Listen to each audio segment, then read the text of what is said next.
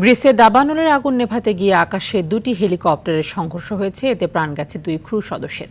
তবে প্রাণে অল্পের জন্য বেঁচে যান বাকি 2 সদস্য।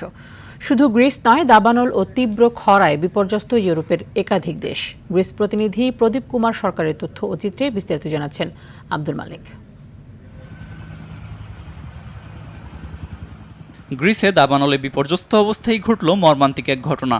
আগুন নেভাতে গিয়ে মাঝ আকাশে সংঘর্ষ ঘটল দুটি বেল হেলিকপ্টারের। রোববার রাজধানী অ্যাথেন্স থেকে প্রায় 65 কিলোমিটার পশ্চিমে এ দুর্ঘটনা ঘটে। এতে একটি হেলিকপ্টারের আঘাতে আগুন ধরে বিধ্বস্ত হয় অন্যটি। দুর্ঘটনায় নিহত হন গ্রিস ও ডেনমার্কের 2 দমকল কর্মী। অন্য হেলিকপ্টারে থাকা ব্রিটিশ পাইলট ও গ্রিসের এক সদস্য সামান্য আহত অবস্থায় বেঁচে যান। দুর্ঘটনার পরপরই দেশজুড়ে সব বেল হেলিকপ্টারের উড্ডয়ন স্থগিত করা হয়েছে। অ্যাথেন্সের উত্তর পশ্চিমে ছড়িয়ে পড়ায় দাবানলে এ পর্যন্ত পুড়ে গেছে শতাধিক বাড়িঘর।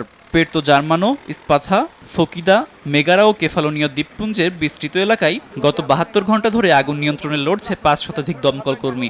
মেগারা শহরে প্রায় 30,000 বাসিন্দাকে রক্ষায় জোর তৎপরতা চালাচ্ছে জরুরি বিভাগ। এছাড়া আয়োনিয়ান দ্বীপ কেফালোনিয়ার দক্ষিণাঞ্চলেও আগুন ছড়িয়ে পড়ায় বেশ কয়েকটি বসতি থেকে সরিয়ে নেওয়া হয়েছে বাসিন্দাদের।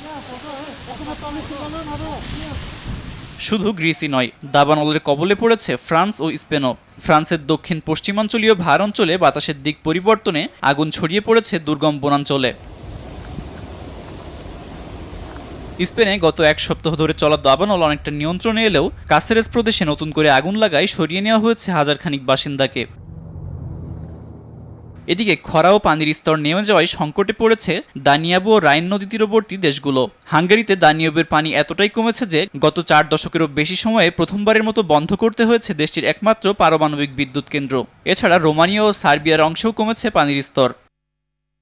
আব্দুল মালেক, RTV।